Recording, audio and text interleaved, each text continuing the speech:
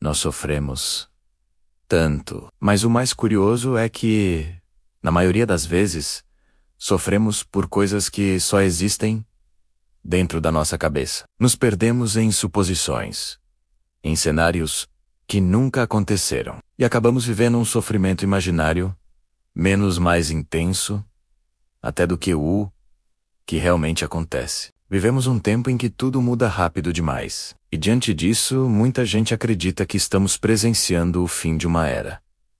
E de certa forma, é verdade. O mundo que conhecíamos não existe mais. Pense comigo.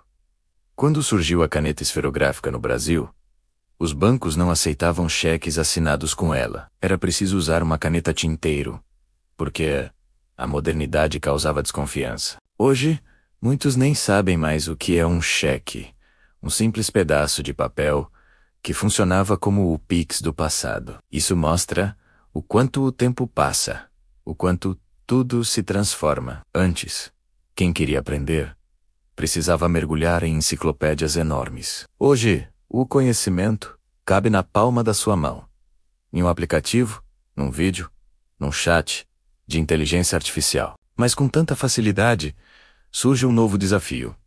Se você não aprender todos os dias, corre o risco de se tornar inempregável. Não apenas sem trabalho, mas sem espaço no mundo. O desempregado ainda tem uma chance. O inempregável já foi ultrapassado. E no ritmo em que vivemos, só existem dois tipos de pessoas: as que continuam aprendendo e as que ficaram para trás. O conhecimento não é um troféu que você conquista uma vez. Ele é uma escada que nunca termina. Cada degrau alcançado é uma vitória, sim, mas logo atrás de você há uma multidão subindo com mais energia, mais curiosidade, mais fome de vida. Ser boa aqui. Parar. Alguém assumiu o seu lugar. No trabalho, nas relações, até no amor. Tudo que você se recusa a fazer, alguém mais jovem, mais aberto, mais disponível vai fazer. E com mais brilho. Então, surge a grande pergunta. Você nasceu em berço de ouro? Se sim, ótimo. Mas se não, a vida te deu uma segunda chance e o amor. E se você escolheu amar por sentimento e não por interesse, ótimo também. Mas isso significa que agora só te resta uma terceira chance: o trabalho. E ele será a ponte entre o que você tem hoje e a vida que ainda quer conquistar. Por isso, grave bem. A formação não termina nunca. O mundo não premia quem sabe, ele premia quem continua aprendendo. E, falando em aprender, existe uma confusão entre ética e etiqueta. Muita gente acha que etiqueta é saber usar o garfo certo, a taça certa, o prato correto. Mas isso é apenas aparência. A verdadeira etiqueta é respeito. Respeito no tom de voz, no olhar, na forma como você trata quem trabalha ao seu lado. E não, você não precisa amar seus colegas de trabalho. Vamos ser sinceros, nem todo mundo ama toda a própria família. Quantas vezes você não respirou fundo antes de uma ceia de Natal, só para lidar com aquele tio inconveniente, com os sobrinhos que parecem ter energia infinita, ou com a avó que jura todo ano que aquele será o último Natal dela, e mesmo assim, você vai porque respeita. E isso é o que nos torna humanos. Amar é um mandamento espiritual. Respeitar é um dever humano.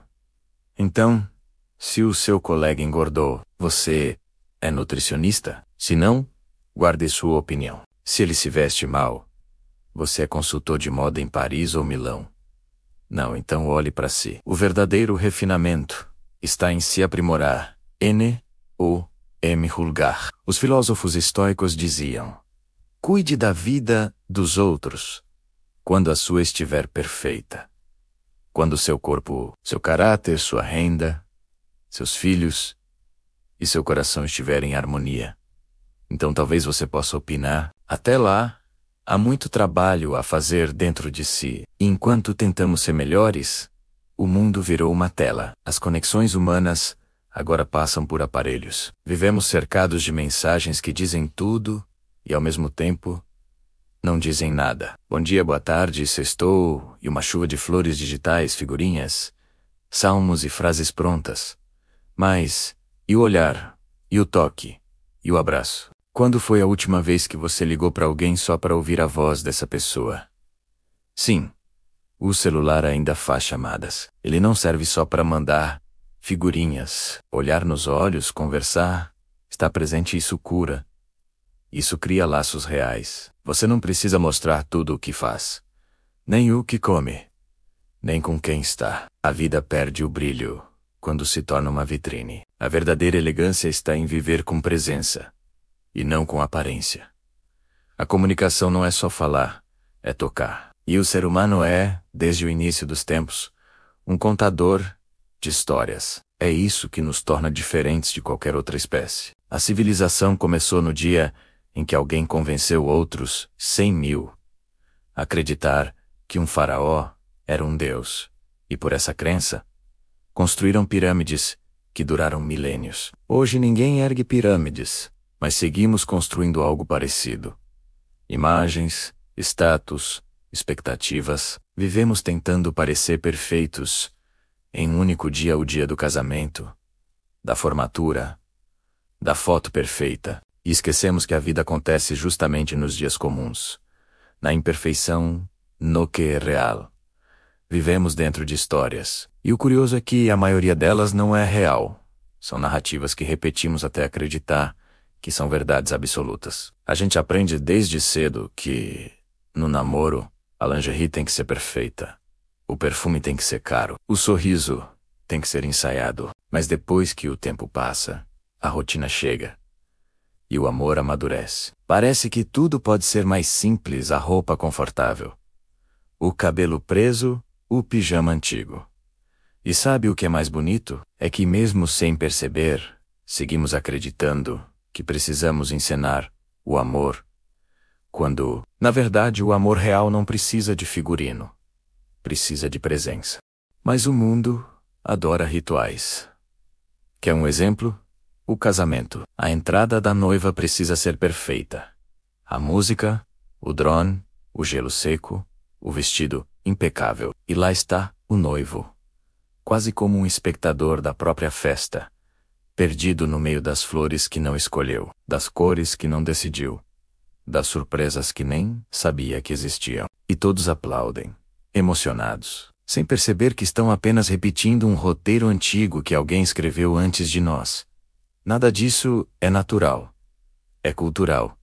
É simbólico. Vivemos sob narrativas que moldam como devemos amar, trabalhar, envelhecer e até sentir. E o poder está justamente em quem sabe contar histórias. Quem domina a arte da narrativa, domina a mente, o comportamento e o destino de quem escuta. Mas há algo preocupante.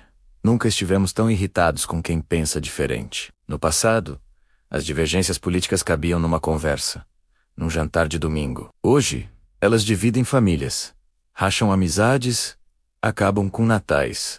Por quê? Porque o mundo digital criou uma ilusão perigosa, a de que nossa bolha é o centro do universo. O algoritmo, silenciosamente, nos educa a só ver o que já concordamos. Nos mostra vídeos, notícias e opiniões que confirmam o que já acreditamos. E quanto mais vemos, mais acreditamos que todos pensam igual. E quando alguém ousa discordar, o coração se fecha, o ego grita e o amor se perde. Vivemos um tempo em que o contraditório virou ameaça, mas o novo, o diferente, sempre assustou. Desde Frankenstein, temos medo das criações que parecem fugir do nosso controle. E é exatamente isso que está acontecendo.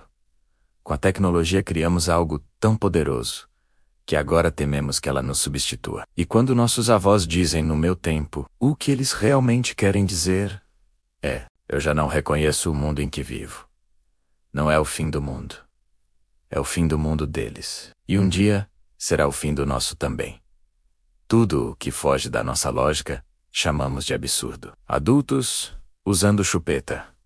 Escândalo. Mas se apegar a um carro ou a um celular caríssimo, parece perfeitamente normal. Mulheres usando biquíni nos anos 50. Era o fim da moral. Hoje, aquele biquíni seria considerado conservador. E no futuro talvez alguém dirá: na minha época, as mulheres se valorizavam, usavam fio dental, não um pedaço de fita. O tempo muda, as crenças mudam, mas o medo do novo continua o mesmo.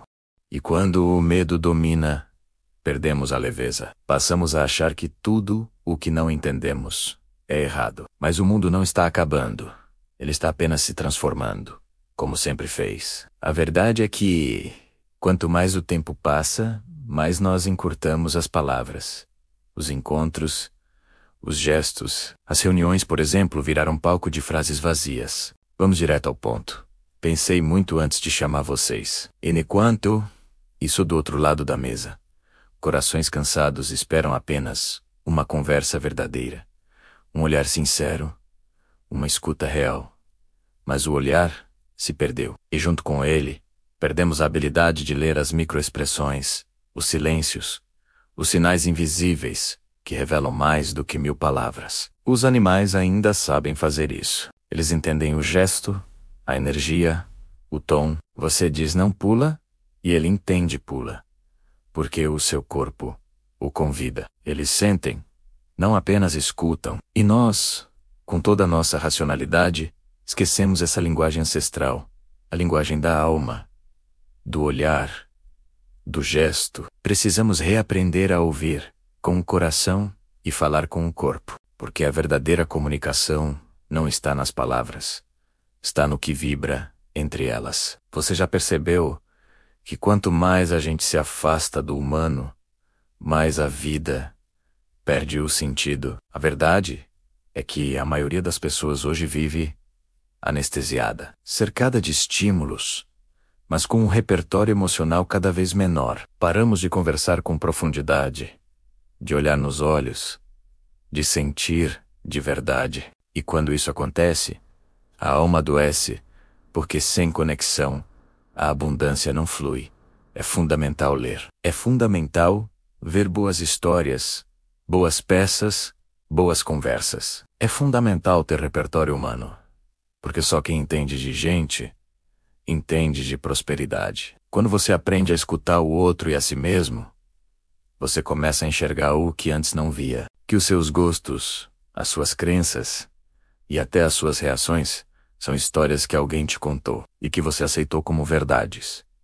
Mas e se hoje você pudesse reescrever essa história? E se o que você chamou de erro, fracasso ou vergonha for só um capítulo do livro da sua evolução? A abundância começa quando você decide se libertar das narrativas que te afastam da sua essência. A verdadeira liberdade financeira e emocional não está em ter mais coisas. Está em ser mais consciente, mais leve e mais inteiro. Porque o inferno não está no outro. Está em nós quando não nos entendemos. Mas o paraíso também. O paraíso está no encontro, no afeto, na escolha de viver com sabedoria, harmonia e leveza. Então me conta, qual narrativa antiga você está pronto para deixar morrer, para renascer na sua nova versão abundante? Escreve aqui nos comentários, pois eu quero te ler. E se essa mensagem ressoou com a sua alma, compartilha com alguém que você ama. Porque quando uma mente desperta, o mundo inteiro se eleva.